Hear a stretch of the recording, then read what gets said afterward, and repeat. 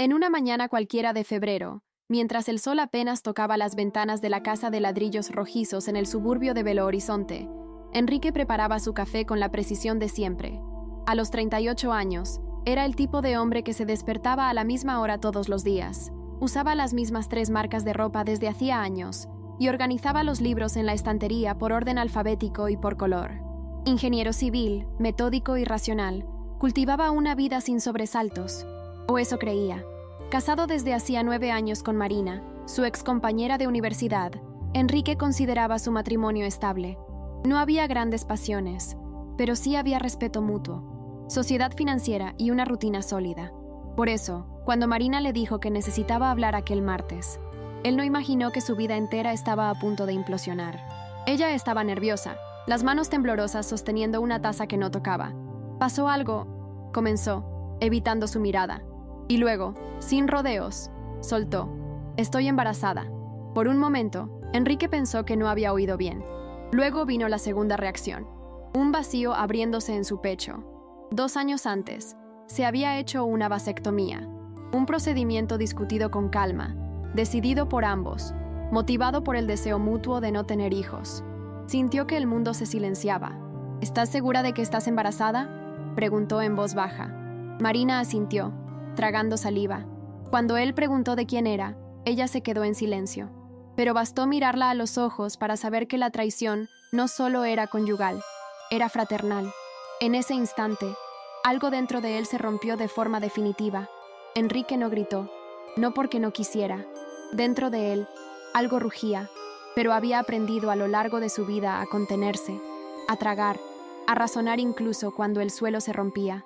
Se levantó lentamente, tomó el celular y entró en el cuarto. Necesitaba pruebas, necesitaba claridad. Marina no lo siguió, solo se quedó allí sentada en la cocina, respirando como si hubiera corrido una maratón. Cuando Enrique accedió a su computadora, ella siempre usaba la misma contraseña.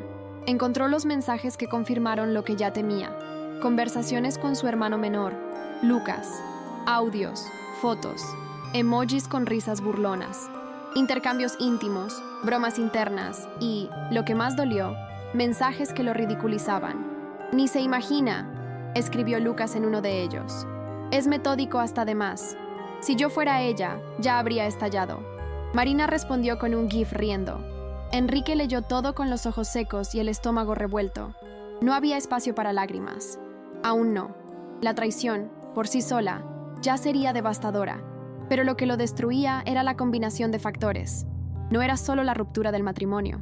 Era la traición del hermano, las burlas, la sensación de ser el último en enterarse de algo que parecía público para ellos. Lucas, el hermano menor mimado, siempre había tenido un pase libre dentro de la familia. Los padres siempre lo encubrían. Deudas, mentiras, fracasos. Enrique, por su parte, siempre había sido el hijo confiable, el que no daba problemas, el que solucionaba las cosas. Pero eso, se dio cuenta ahora, no lo blindaba de nada. Esa noche, durmió en el coche. No soportaba estar en la misma casa. Al día siguiente, aún sin decir una palabra a Marina, reunió todos los mensajes, capturas, audios y fotos, los puso en una carpeta y los envió a los padres con una única frase en el cuerpo del correo. Solo para que sepan la verdad. No era venganza, era más una advertencia de que algo irrecuperable había sucedido. La respuesta de los padres llegó al día siguiente. Un correo corto del padre, con pocas palabras, pero de impacto directo.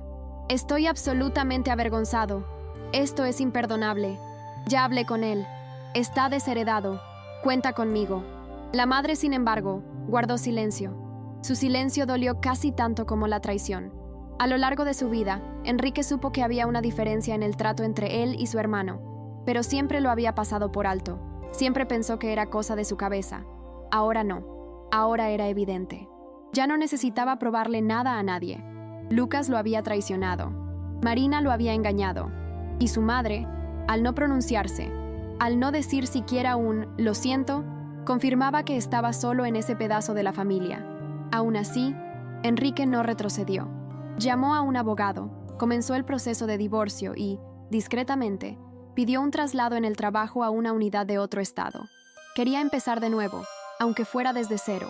Mientras preparaba la mudanza, Marina intentó contactarlo varias veces. Llamaba, enviaba audios, dejaba recados largos.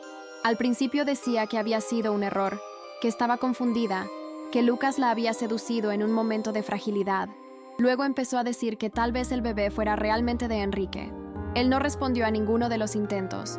Sabía que eso era más manipulación que arrepentimiento. Cuando ella tocó la puerta de su casa, 2 días antes de mudarse, Enrique abrió. No para escucharla, sino para decir, con todas las palabras, que no quería más contacto. Marina lloró, imploró, intentó tocar su brazo, pero él permaneció firme. Lo que ustedes dos hicieron destruyó más que un matrimonio, dijo. Ustedes destruyeron algo que tomó toda una vida en ser construido. Esa noche, Enrique durmió en el colchón en el suelo de la nueva casa alquilada, rodeado de cajas aún cerradas. Por primera vez en semanas, durmió profundamente. La nueva ciudad era más pequeña, más silenciosa, sin los fantasmas del pasado tocando las puertas. Enrique alquiló un pequeño apartamento en un barrio arbolado, cerca del trabajo. Comenzó a caminar antes de comenzar el turno, como forma de organizar sus pensamientos. Era extraño empezar de nuevo a los 38 años, sin familia cerca, sin amigos cercanos, sin siquiera muebles propios. Compró una cafetera nueva, una mesa pequeña de 2 lugares y una hamaca para el balcón. Pequeños símbolos de un espacio que ahora era solo suyo. En el trabajo, mantuvo la misma postura de siempre, puntual, educado, competente. Pero quien lo conocía con más atención notaba algo diferente. Enrique sonreía menos, pero parecía más presente, como si hubiera dejado de cargar el peso de agradar a todos y pasara a solo existir con integridad. Aún había dolor, claro que lo había, pero ya no era un dolor vacío. Era un dolor que organizaba lo que quedó atrás. Sin embargo, la tranquilidad duró poco. 2 semanas después de la mudanza, recibió una llamada de la hermana de Marina, acusándolo de abandonar a una mujer embarazada. Dijo que él era frío, cruel, que Marina estaba sufriendo sola. Enrique no se alteró, pero días después, la sorpresa fue mayor. Su propia madre llamó, no para preguntar cómo estaba, sino para informarle que había acogido a Marina en su casa, por el bien del niño. Enrique se quedó mudo unos segundos. Luego preguntó con calma si ella tenía conciencia de lo que eso significaba. Ella necesita apoyo, hijo. No puedes ser tan duro así. Aún hay tiempo para arreglar las cosas. La frase resonó en su mente. Su madre, una vez más, pasando por encima de su dolor para proteger a quien lo había traicionado. En ese momento, sintió algo que nunca había sentido con tanta claridad. Una ruptura interna con la figura materna. No hubo gritos ni discusiones, pero allí, en esa llamada, algo se rompió de una vez por todas. Enrique colgó el teléfono y se sentó en el suelo del balcón, sintiendo una mezcla de incredulidad y resignación. Era como si, de repente, todas las relaciones que había intentado preservar con tanto cuidado se hubieran derrumbado por dentro. En los días siguientes, no contestó más ninguna llamada de la madre. Los mensajes se acumularon, variando entre intentos de persuasión, culpa disfrazada de consejos y, por fin, súplicas emocionales. ¿Vas a dejar que un bebé inocente pague por un error de adultos?, decía uno de ellos. Enrique lo leyó, suspiró y lo borró. Sabía que ese bebé no era suyo, y sabía que Marina solo estaba en la casa de la madre, porque aún veía en él alguna utilidad, una última posibilidad de recuperar comodidad y estabilidad. La ingenuidad que alguna vez tuvo al creer que la familia elegiría lo correcto en lugar de lo conveniente había desaparecido. La lealtad que siempre entregó silenciosamente, esperando reconocimiento, no tendría retorno. Y por más doloroso que fuera, ya no esperaba. Un día, una correspondencia oficial llegó a su nueva casa. Era una notificación informal, sin peso jurídico, pero escrita por un abogado representando a Marina.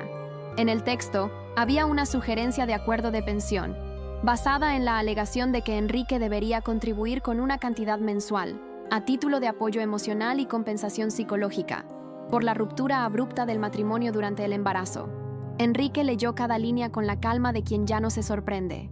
Consultó a su abogado, respondió por vías legales, y días después, recibió el dictamen confirmando que no había base alguna para la solicitud. Fue cuando decidió cortar totalmente cualquier tipo de contacto.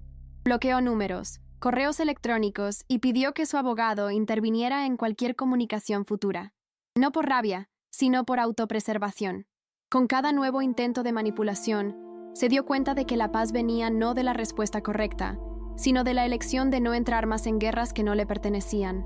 Había intentado ser escuchado, comprendido, respetado, pero ahora entendía que el silencio también era una respuesta legítima. Mientras tanto, la situación de Lucas comenzaba a desmoronarse paralelamente. Sin el apoyo de los padres, quienes lo habían cortado efectivamente después de la revelación, se vio obligado a salir del apartamento que habitaba, financiado por un acuerdo antiguo con el padre. Intentó vivir con amigos, pero pronto las puertas empezaron a cerrarse. El bebé nació a finales de octubre, y Marina, sin estabilidad financiera, presionó a Lucas para asumir compromisos que él jamás tuvo interés en cumplir. Sin estructura emocional, endeudado y socialmente aislado, Lucas entró en un estado de apatía profunda. El diagnóstico de depresión llegó algunos meses después, casi al mismo tiempo que Marina lo dejó, alegando que necesitaba a un hombre fuerte a su lado, no a un lastre. Enrique supo de todo por terceros. No celebró, no se burló, solo constató que la cuenta, tarde o temprano, llega para todos, y que él, al menos, había elegido salir con dignidad. Por otro lado, la madre de Enrique parecía cada vez más acorralada entre la culpa y el orgullo. Intentó mantener contacto con su hijo, aunque fuera por mensajes genéricos en los días festivos, sin mencionar nada de lo que realmente importaba. Enrique, con firmeza, nunca respondió. El padre, por su parte, fue el único vínculo que quedó, y que sorprendió. A principios de diciembre, viajó hasta la ciudad donde Enrique vivía y pidió encontrarse con él. Sentados en un banco de parque, el padre habló poco, pero con claridad. Dijo que se estaba separando de la madre, que no aceptaba más la pasividad de ella frente a las traiciones y manipulaciones, que ya no podía vivir como cómplice de una lógica familiar injusta. Enrique escuchó en silencio, luego agradeció. No hubo abrazo, ni escena emotiva, pero por primera vez, después de meses de aislamiento emocional, sintió que alguien allí, alguien de su propia sangre, había elegido quedarse a su lado, no por obligación, sino por convicción. En los meses siguientes, Enrique construyó una rutina sobria, pero estable. Comenzó a frecuentar una pequeña cafetería cerca del trabajo, donde poco a poco creó un vínculo con los empleados y algunos clientes habituales. Era discreto, pero siempre educado. Leía mucho, volvió a escribir en viejos cuadernos y, ocasionalmente, se permitía reírse de cosas simples. No hubo euforia, ni grandes cambios externos, pero internamente, todo era nuevo. La principal transformación estaba en cómo él se percibía. Por primera vez en mucho tiempo, no intentaba agradar a nadie. No esperaba validación, simplemente se escuchaba. Por la mañana, se miraba en el espejo y veía a un hombre aún marcado por los acontecimientos. Sí, pero entero. Era como si hubiera arrancado todas las capas de silencio y esfuerzo que usó durante años para encajar en una familia que nunca lo vio por completo. Un sábado por la tarde, mientras limpiaba el balcón de la casa, recibió un mensaje inesperado. Era de un número desconocido, pero el contenido era directo. Una foto de Lucas, con el hijo recién nacido en brazos, enviada por una amiga en común. La leyenda decía: «Todavía pregunta por ti». Enrique permaneció unos minutos mirando la imagen, sintiendo una mezcla de cosas que no lograba nombrar. No había perdón listo, ni rencor vivo. Había una extraña neutralidad, una constatación simple de que ese hombre allí, con quien compartió juguetes, secretos y cumpleaños, ahora era solo un recuerdo que dejaba de doler. No respondió, ni borró el mensaje. Simplemente guardó el número como Lucas, no responder, y volvió a limpiar el balcón. Eso no era frialdad, era claridad. Y claridad, Enrique aprendió, era un tipo de cura. En la víspera del Año Nuevo, Enrique tomó una decisión simbólica. Reservó una noche en una posada simple en el interior, donde pudiera pasar el fin de año solo. No quería fiestas, ni ruidos, solo un lugar donde pudiera sentir que el ciclo se cerraba. A la medianoche, en lugar de lanzar fuegos artificiales o hacer promesas, escribió en su cuaderno: «Hice lo que era correcto por mí, y eso es suficiente». Fueron las palabras más sinceras que pudo formular después de todo. A la mañana siguiente, caminó por un sendero corto hasta un mirador y se quedó allí casi una hora, mirando el horizonte. No había certezas sobre el futuro, pero había algo que nunca tuvo de verdad: libertad emocional. Ya no era el hijo que intentaba ser visto, el marido que se entregaba más allá de lo que podía, ni el hermano que perdonaba para mantener la paz. Era solo Enrique, y eso empezaba a ser suficiente. Semanas después, recibió una carta manuscrita de su padre. En ella había pocas líneas, pero llenas de significado. El padre decía que se había mudado a un apartamento pequeño, que estaba redescubriendo su propia identidad, y que parte de esa valentía vino de ver al hijo romper con patrones tan arraigados en la familia. Verte elegir tu paz me enseñó que aún puedo elegir la mía, escribió. Enrique sostuvo la carta durante largos minutos antes de doblarla cuidadosamente y guardarla en el cajón del escritorio. No porque quisiera olvidarla, sino porque quería mantener cerca lo que era verdadero. Esa carta, más que un mensaje de afecto, era una ruptura de ciclo. Por primera vez, alguien de su propia familia no esperaba que él soportara en silencio. Y eso, más que cualquier reconciliación, era lo que más importaba ahora: ser reconocido sin tener que rogar por ello. En marzo, Enrique fue invitado a dar una conferencia técnica en una universidad local, algo que no hacía desde hace años. Aceptó con cierta vacilación, pero decidió ir. Durante la presentación, se dio cuenta de algo curioso. Su discurso era más fluido, menos tenso, y respondía a las preguntas con más empatía que antes. Al final, una estudiante se acercó para agradecerle y dijo: «Fue bueno escuchar a alguien que parece entero, incluso después de todo lo que pasó». Enrique sonrió, sorprendido por la frase. Ella no tenía idea de lo que había vivido, pero de alguna forma lo percibió.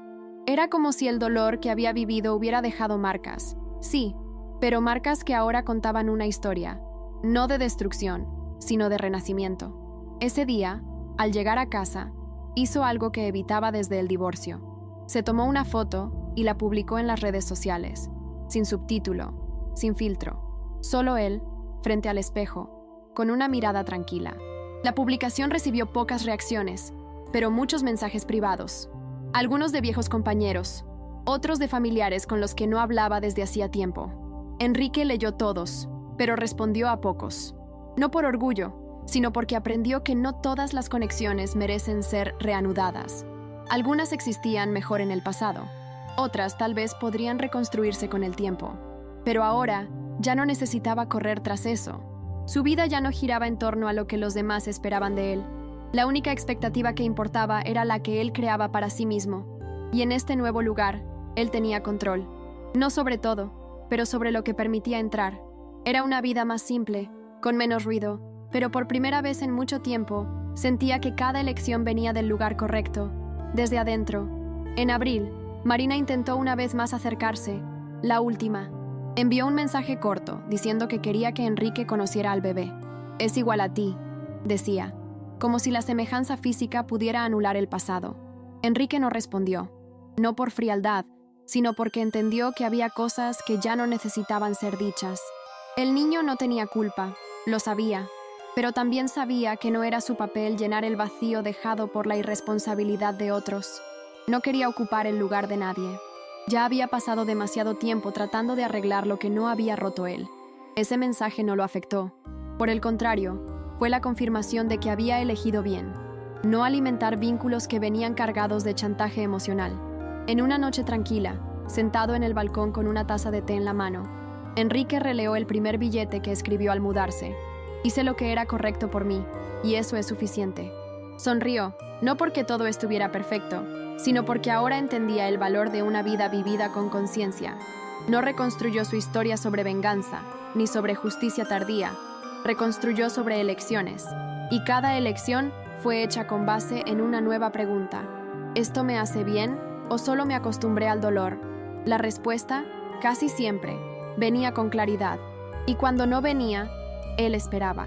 Aprendió a respetar sus silencios, sus límites, su tiempo, cosas que antes jamás se permitía. Hoy, Enrique no vive rodeado de muchos, pero vive rodeado de lo esencial.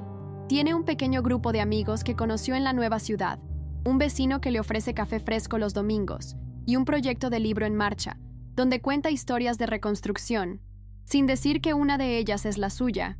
El apartamento sigue siendo sencillo, pero ahora hay cuadros en la pared, alfombras en el suelo y plantas en el balcón, señales discretas de permanencia y de pertenencia, no a un lugar, sino a sí mismo. Perdió un matrimonio, un hermano y una madre, pero por primera vez ganó a sí mismo, y eso, aprendió, era más que suficiente.